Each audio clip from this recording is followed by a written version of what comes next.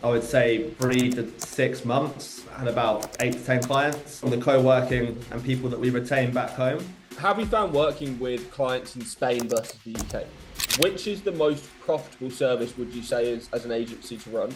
And which have you found the most easy to execute? Profitable digital PR. Easiest is actually the Google Ads. Are you using AI at all in your agency now? People paying before ChatGPT like 80, £100 an article. We reduced it down internally to about, under £3.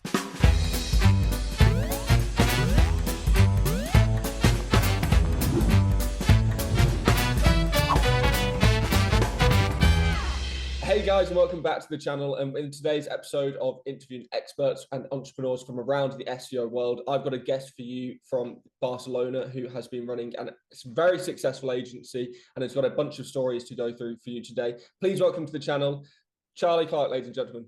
Hi Charles, thanks for having me on. Always nice to speak with you. So excited, excited for this. Yeah, I'm looking forward to having you on as well, mate. So how did you kind of get started in SEO? Do you want to tell people a bit of background?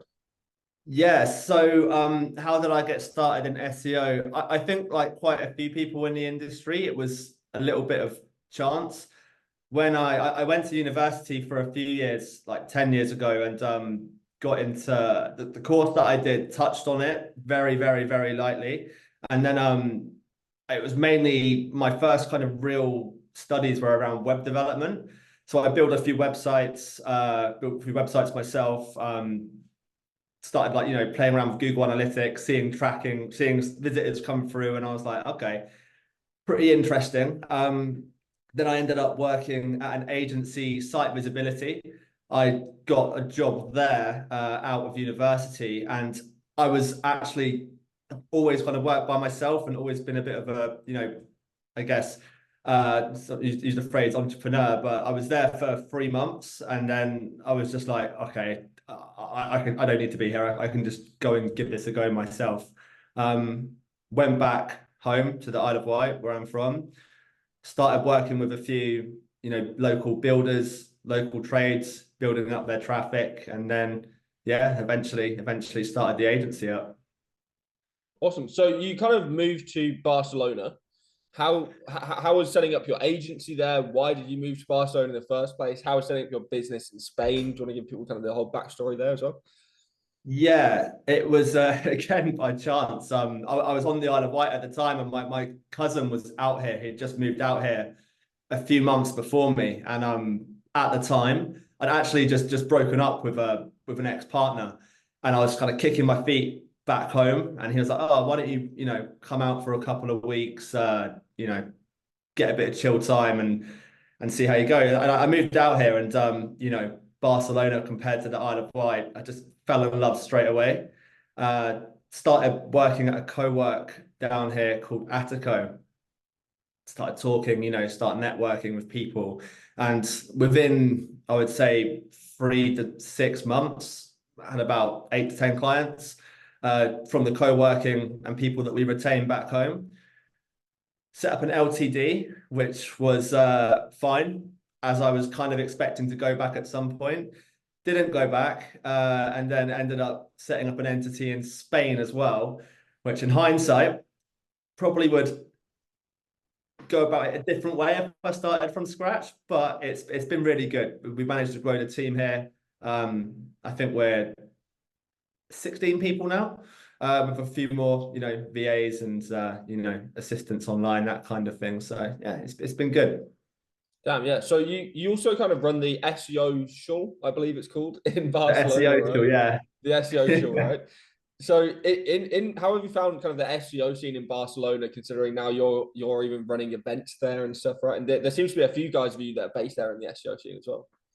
Yeah, well, we set that up because there's so many events in the UK and well, a lot of places around the world. I'm just using the UK as an example because obviously that's where I'm from. And when we first started the SEO show, there's no events really. Like I know a few people were doing it, but there's a lot of people doing SEO work in digital here, but like a few years ago, wasn't really anywhere to kind of meet up and network. So we started doing a few kind of regular meetups at an Irish bar. in town. And yeah, loads of people came. They loved it. I think our first event had like around 60 people come to it. Helped me meet lots of people in the industry, like from pretty big companies here in Barcelona. It's a massive tech startup city for those that don't know. They call it like the Silicon Valley of Europe. And it really is. So more and more people started coming to that. And then we ran one event with some speakers 2 years ago now, which was yeah, it seems time just flies, doesn't it? But that was pretty successful. Got something else lined up for this year, which is good. But since we ran that first event, I've noticed a couple more events popping up. There's a couple of Slack communities that I've seen going around, and definitely a scene here. And I think just doing some events like this are a good way to bring together. But yeah, I think the best party we've done so far, well, event slash party, was the rooftop party last summer with SEMrush. That was a pretty good one. Got a DJ there, loads of food, unlimited drinks. It was good fun. So yeah. Always good to get that SEO tool money, right? Yeah, exactly. And now for a quick message from our sponsor, Search Intelligence. If you're looking for digital PR campaigns, what you're about to see should impress you. In this video, I will show you how we landed a placement on BBC and dozens of links in massive regional online publications such as Wales Online, Daily Post, and many more. This PR campaign was about the easiest place to pass your driving test for the first time in the UK. This is how we've done it. We simply went to DVLA website, found the latest car driving test data by test center, and downloaded the data in a CSV format. Once we had the data, all we had to do is to look at the number of total tests per test center, then look at the number of first time passes to calculate the percentage of people who passed their test for the first time. Once we had the percentage numbers, we created a press release with our findings. Then we went to Roxhill and found journalists who talk about driving tests, and also looked for journalists who write in regional publications in the UK. In total, we have found about 1,800 journalists and sent them our press release by email. Within less than a day, our story got picked up by BBC, Cornwall Live, Wales Online, and dozens of other publications in the UK, providing our client a tsunami of backlinks perfectly relevant to the audience of the client, who is a specialist in learner driver car insurance. I hope this video is helpful and it shows you how you can also build links with freely available data from official sources. So how do you generate most of your leads in clients or business? Because I know you have some clients in Spanish, some clients in English. So it's kind of, is it a mixture of lead generation from different areas, or is it one kind of main area? Yeah, so there's a few different, I guess, methods we use. Like pre-COVID, it was referral, and we've just been really good. Like we're just as big on retention as we are on kind of bringing in new clients. I've seen other agencies where it's just bring them on, churn them out, and it's just not the way I like to really do business. So we just put a big emphasis on checking in with the clients, making sure they're happy, expanding the services, and going from there. But in regards to bringing in new clients, the events are great. They're a good way for bringing actually building relationships with people. I'm still massive on meeting people in person. Works online, it's fine. But for those in Barcelona, I'm always trying to take out marketing managers for a coffee, do some events, build relationships that way. So yeah, in Barcelona, it's mainly been word of mouth. But for the clients that we've got over in the US, we've brought in organic leads. Clutch was always a good like review platforms like Clutch were always really good for bringing in referrals. And I saw something about this online the other day. It's pretty. It started an argument about people using Google Ads to bring in SEO clients, and I mean it works. I'm a big fan of it. I don't use it all the time, but if we're not ranking in New York, for example, for SEO agency New York, or if we want to go into a new territory, doesn't have to be the States. It takes time to get ranking there. I know there's probably a few more tricks that you could probably get it up a bit quicker. But for me, if I want to test something out, test a new service, test a location, I'll just push some Google ads into it, drive some leads. If I see the ones that are working well, okay, look, then we'll start building the organic rankings in there and doing some PR. But yeah, in answer to your question, to summarize it, local, it's referrals, events, building relationships. If it's abroad, we'll test the waters with paid. Once we start seeing what's working, we'll work on the organic channels. How have you found working with clients in Spain versus the UK? Yeah, it's different. It's there's a lot of things in Spain, like the SEO scene, or even like the competitiveness in the markets, and not just in Spain, but we also just Spanish speaking markets. We do a lot of LATAM as well.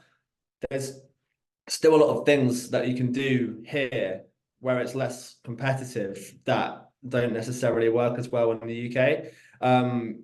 I mean, just as like a very light example, it's not something that we always use, but like, paid links, for example, that more frowned upon sometimes in the UK markets, like in Spain and Spanish speaking markets, they seem to work great.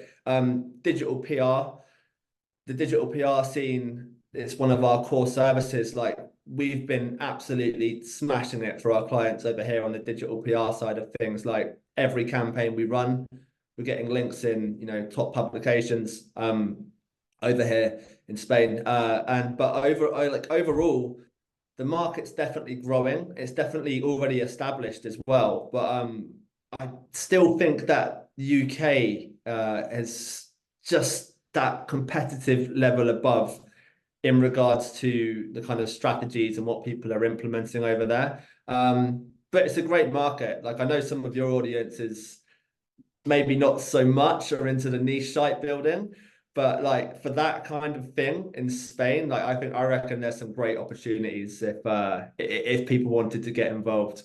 I've got too much on my plate to be getting involved with that kind of thing at the moment, but I've got some friends that are absolutely killing it over here. Wow. Okay. So yeah, there's plenty of opportunity in these kind of newer markets where the competition isn't as versed in these kind of techniques and things, right? Yeah, without a doubt. And like, Spanish is, I'm not sure exactly what the ranking is in regards to most widely spoken languages, but it's up there. A lot of Spanish speakers and the economy is good as well. So it's like, there's a lot of opportunities there. Yeah, 100%. So you offer SEO, digital PR, and ads, and this is kind of a twofold question. Which is the most profitable service, would you say, as an agency to run? And which have you found the most easy to execute? I would say profitable, most likely the digital PR side of things, because with SEO, like I know a lot of agencies do it differently, but if someone's just going for SEO and they're not taking in digital PR, like we do an all-inclusive cost for that. So that includes all of your content, any kind of link budget, and of course that eats into your margins. With the digital PR, outside of the software that we pay for, which isn't cheap, but it's not, it's factored into the overall costing with the clients. Like the profit margins are a lot higher.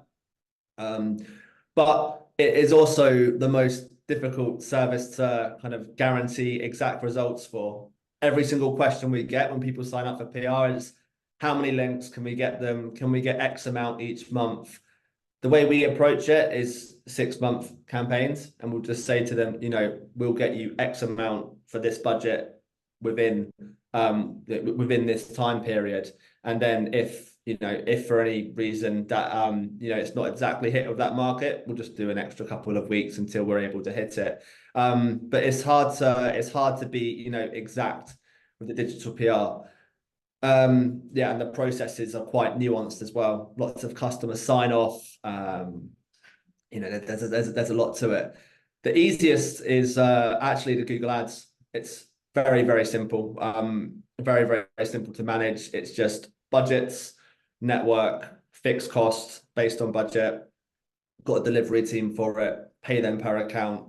It's literally just like ticking a box. Once they're on, they're gone, and then they're working with the account manager, and I barely have to speak to them. It's a lot easier to measure results on as well. It's like put X in, get X out, and it's pretty easy to establish determine the ROI.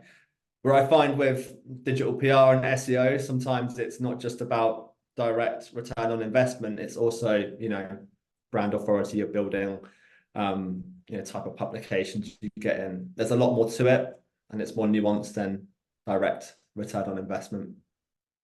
So you said earlier that most of your team is now based in Spain and they're Spanish. How have you found kind of hiring in Spain and that kind of procedure? Is it different to the UK as well? Yeah, the biggest thing actually is the employment contracts in Spain. I don't know if you know much about it, but the taxes are high, and the regulations. I mean, it's great for the employees, but the regulations are, the like benefits that you get as an employee in Spain are really good compared to, for example, the UK. So yeah, on that side of things, like the HR side of things, yeah, it's a little bit more restrictive and expensive. But for me, I just prefer that because I like to have people around. We've been like, I've been here for 5 years and I speak Spanish, but I'm not fluent when it comes to speaking with the lawyers or speaking with like, business level Spanish. So I've had to kind of use my Spanglish to jump in on meetings and have a actual, native with me. So whether it's the SEO manager, a digital PR manager, I've always kind of got them on side on the sales calls to help me negotiate when it gets a little bit more difficult. But if you are going to run a business in Spain, even in Catalonia as well, like you need to have a grasp of at least the basics, just from just to gain some respect from the clients that you're working with as well. Because there's if you just come onto a call and expect everyone to be speaking English all the time, it comes across a little bit disrespectful.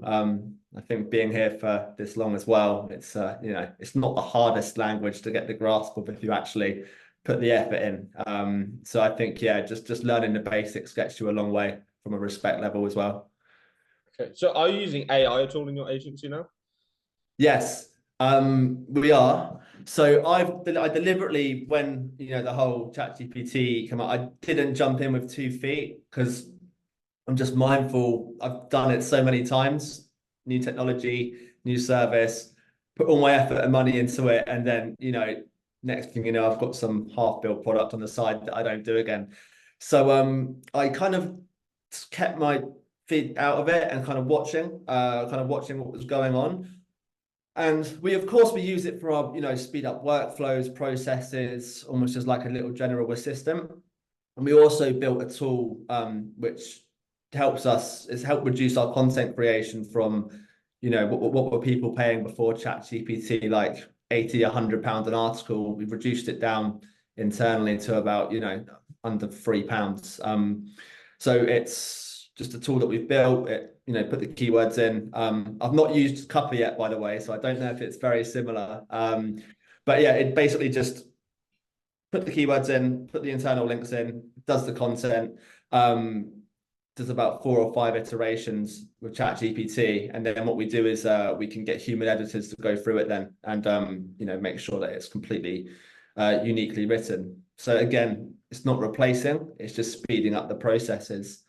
But I've seen a few people in the last year, they've kind of built these tools with OpenAI, and then the AI's got so good on the next iteration that it's just like replaced. It can do what the tool they've built does. So it's like, I've seen it a few times, so I'm just mindful not to invest, put all my eggs in one basket in it. Yeah, I think this technology is moving at such an exponential rate that you can kind of latch on, put all of your, like you said, eggs in one basket with this one technology, and then 6 months later down the line, it's automated what you were doing anyway, kind of thing. Exactly. It's that crazy. Yeah. Yeah. So I appreciate you coming on. Is there anywhere anyone can find you online? Yeah, you can find me on Twitter at Charcy SEO. Pretty active on LinkedIn as well. Of course, you've got mintydigital.com. Have a look at our services, case studies for anyone that wants SEO, especially in the Spanish markets. Yeah, aside from that, mainly find me on there. Awesome. Yeah, I'll put a link for both of those in the description down below. Thank you for watching, and I'll see you in the next episode. Peace.